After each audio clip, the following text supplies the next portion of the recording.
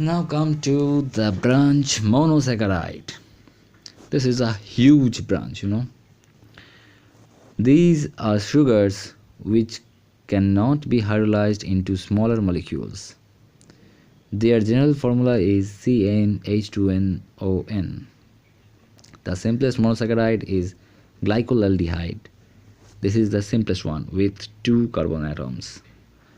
This does not contain any asymmetric carbon atom, thus optically inactive. Since all naturally occurring sugars are optically active, it is excluded from the group of sugar. So this is the simplest carbohydrate, but this is not a sugar because it is optically inactive. Glyceraldehyde is an aldose. It contains one asymmetric carbon atom and therefore exists in 2 optically active forms. This is the D-glyceraldehyde and this is the L. Because this OH group, the more prior group is in the right, this is the D. And here the OH group is in the left, that's why this is the L. Dihydroxyacetone, this is the keto triose. This is the youngest member of the keto group, dihydroxyacetone.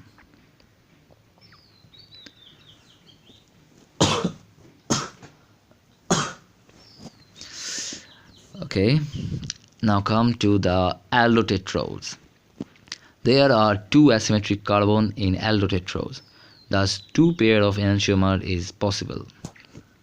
These are the aldotetrose, which have erythrose and triose. This is the D form, this is also D form, this is the L form, this is the L form. Actually this is a aldehyde group, 1 hydrogen. You should consider 1 hydrogen. Here is also 1 hydrogen. Don't think it a ketose, okay? This is aldose. Now ketotetrose. This is the ketotetrose, D-erythrulose. You can get also the L form. Aldopentose. Okay, so in case of aldopentose, there are 4 varieties. That means 4 pair. I have just shown the D-aldopentoses, D-ribose. This is the structure of D-ribose, D-arabinose, D-xylose, and D-lixose. So you have to just remember these OH groups. Where are they located? Here 1 is on the left, 2 on the right. So there is an easy way, I will tell you later. So you just note down all these structures. Now how to remember this?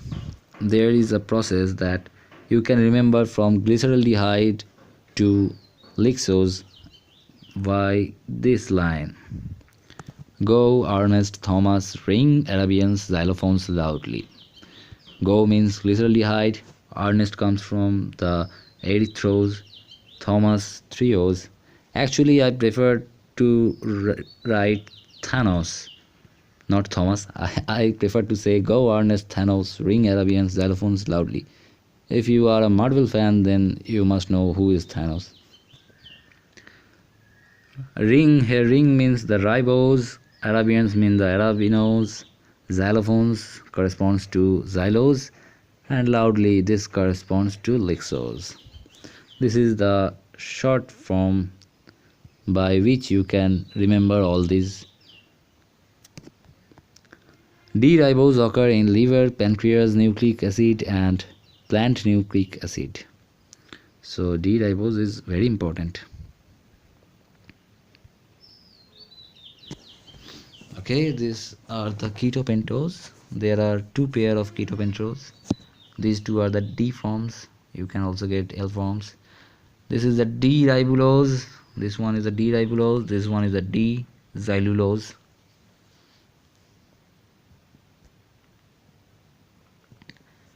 Now this is the aldohexose family. Starts with allose, altrose, glucose, mannose, and there are 4 others: glucose, Aldose, galactose, and talose. In total, there are 8 pairs of enantiomers in the aldohexose. How to remember this? This is the easiest form. All altruists gladly makes gum in gallon tanks. By remembering this, you can remember all the aldohexoses properly. And what does the altruist mean? Altruist is the person unselfishly concerned for the welfare of others. When I first heard this line, I couldn't understand the meaning of altruist because I am a Bengali medium student. That's why I couldn't understand this. So I thought that maybe some of you also can't understand. That's why I have written this meaning. Here all corresponds to allose, altruist, altrose, gladly, glucose, and so on. You can just see this. And there is another short form. Just go about this portion. What is it actually? If you have drawn all the structures, then you can see properly. Just try to understand the positions of the OH groups. I am going here. In case of allose, see that all 4 OH are in right hand side. That means all these 4s are in the same side. Now in case of altrose, the first one is on the left and the rest of the 3 are on the right. So you can generalize it in this way. For allose, the asymmetric carbons contain all the OH groups in the right hand side. That's why RRRR. In case of altrose, the first one is on the left, the next 3 are on the right. So LRRR. This, in case of glucose, the first one is on the right, second one on the left, and the third and fourth are on the right. So by doing this, you can remember all the structures. And how to remember this formula? At first, draw this first line. RL, RL, RL, RL in this direction. Just one after another, one after another. And in case of the second line, alter the RL after 2. RR, LL, RR, LL. In the next line, the alteration will be after 4. RR, LL, LL. And in the last line, there will be no alteration. And if you just take the columns, you will get this allose, altrose, glucose, mannose, glucose, all of this. So try to remember in an easy way. These are the family of ketohexose, which contains psychose, fructose, sorbose, and tagatose. This also have the same form, that all the OH in psychose are in the right side. That's why this contains RRR. In case of fructose, the first one is on the left and the other 2 on the right. That's why LRR. In sorbose, this is R. The first one is on the R, next one is on the left, right, third one is on the right. So RLR. And in tagatose, the first 2 are on the left and the next one is on the right. So LLR. So here is also the same trend will go on. At first, write RL like this, alteration after 1. In the next line, there will be alteration after 2, RR, LL. And in the third line, there will be no alteration, RR. So this is for the D family.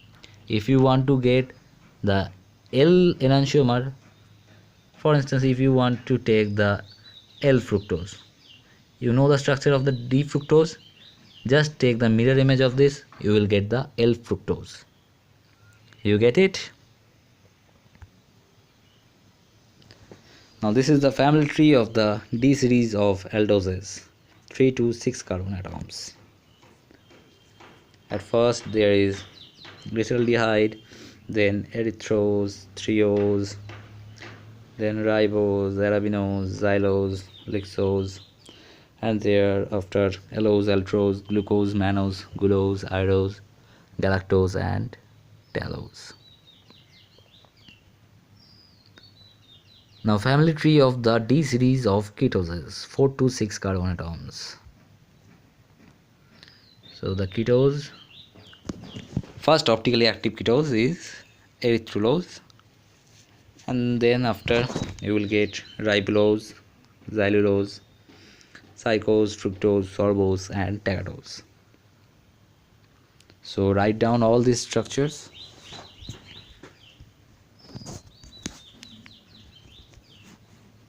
Now the question may arise that why D-glucose is the most abundant aldohexose in the nature? Because all the OH substituents in beta-D-glucose are equatorial. The axial positions are all occupied by hydrogens which require little space and therefore experience little steric strain. No other aldohexose exists in such strain-free conformation. Because of this, D-glucose is the most abundant aldohexose in nature. Oh, wow.